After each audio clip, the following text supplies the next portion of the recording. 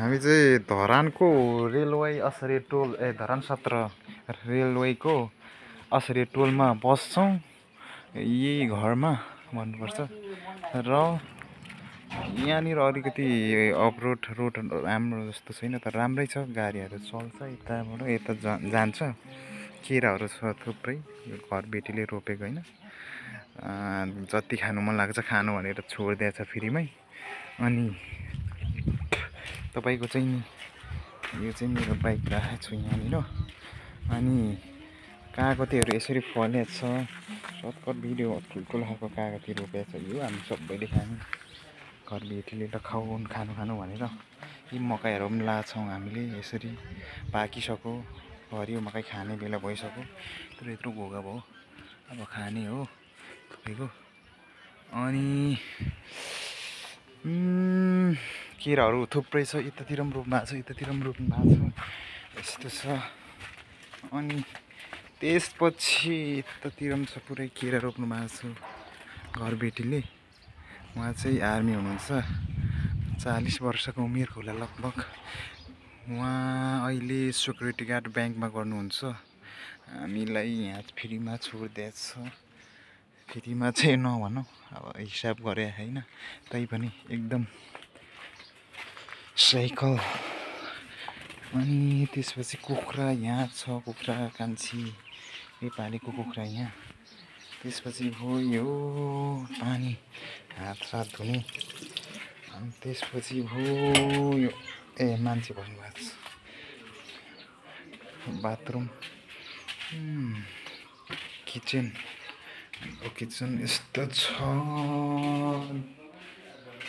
Kitchen सब्जीहरू यस्तो छ। यो थालबोटको धुने, थालबोटको राख्ने यहाँ माथि छ।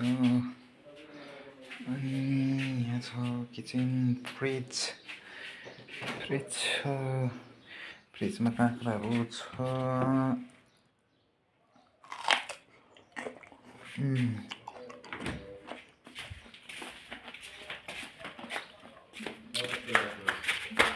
त्यसपछि रह्यो यो हाम्रो खाना खाने ठाउँ, डाइनिङ हल।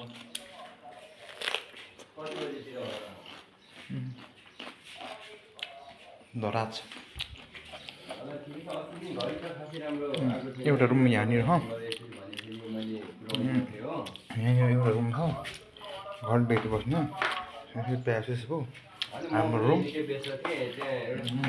यहाँनिर हो हाम्रो रुम।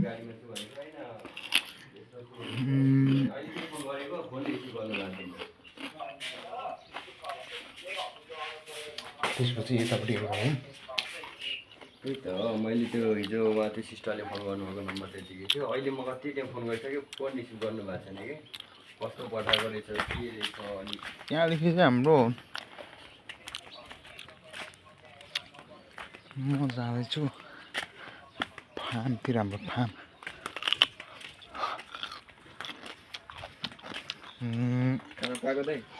नेल कटिङ हो। भात त अघि नै खाइसक्यो भाइ हामीले। भाइको भइसक्यो, भाइको भइसक्यो। ए अनि भिडियो चाहिँ खोइ राम्रै आइनछ अघिको। यो चाहिँ यस्तो खालको काँक्रा हामीले माथि सब्जी पसार भयो, उनीहरूको केही सफा पनि गरिदिने, त्यहाँबाट फोहोरहरू भनेर उठाएर ल्याइन्छ। तर कुनै बिग्रेकोहरू कुनै त राम्रै हुन्छ। काँक्रोहरू यस्तै हुन्छ, मिठाई हो। यो सबै सुँगुरले खुवाउने, हाँस सुँगुरलाई।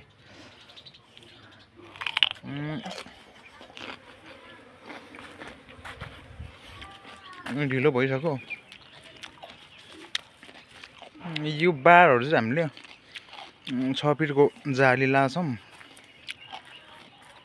6 फिटको जालीले हामीले यस्तो फलामहरू उयो गरेर चाहिँ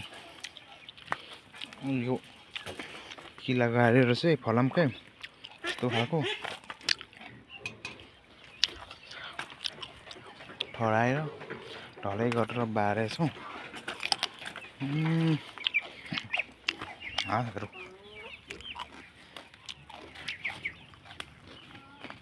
यहाँ कुखुराहरू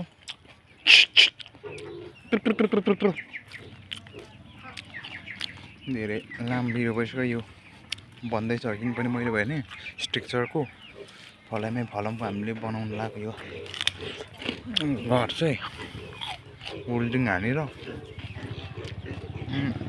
यता भयो कुखुरा खोर कुखुराहरू चोइबा मेरो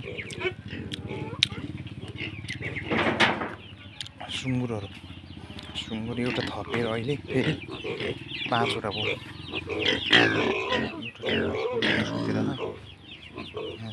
चारो दिनुपर्ने हो यो भर्खर दिएको फेरि चारो खोजिरहेको छ यहाँ 3वटा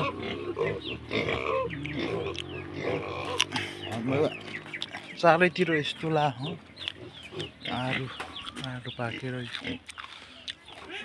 कसैले खाएन आलु पाकिरा 6-7 मिनटको भयो